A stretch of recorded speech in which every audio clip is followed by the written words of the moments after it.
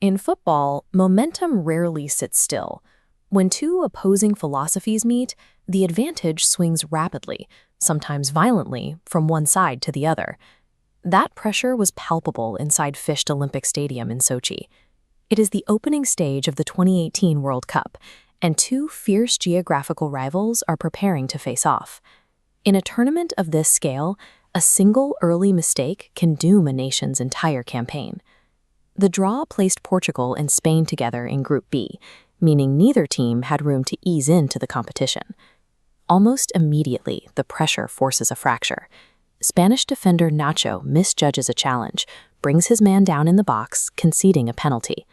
Cristiano Ronaldo steps up and converts to put Portugal ahead 1-0. With that strike, he becomes the only Portuguese player to score in 3 separate World Cups. Trailing within the first few minutes against one of the sport's greatest players creates an immediate psychological vacuum. The question now is whether the Spanish squad will collapse under the weight of that early error or push back against the deficit. Spain chooses to push back. They immediately abandon a passive approach and initiate an aggressive, physical counter-strategy. They launch a long ball forward, specifically designed to isolate striker Diego Costa against the Portuguese defender Pepe. Costa wins the aerial duel, bringing the ball down and carving out space for himself inside the penalty area. He weaves through the remaining defenders and fires the ball into the net. The match is level at 1-1, bringing the momentum to a dead halt in the center of the pitch.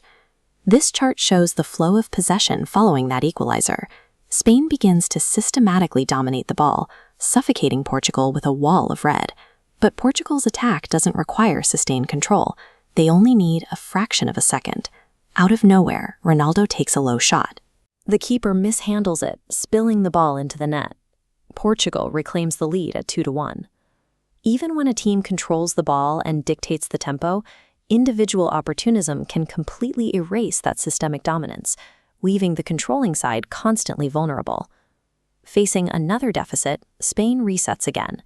They discard isolated long balls and revert to their signature style, a highly orchestrated, multiplayer passing buildup.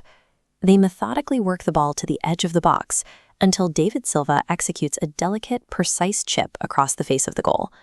The pass completely bypasses the defense, landing perfectly for Costa to strike again. At 2-2, the match is deadlocked once more. This brings the focus back to Nacho, the defender who conceded the early penalty.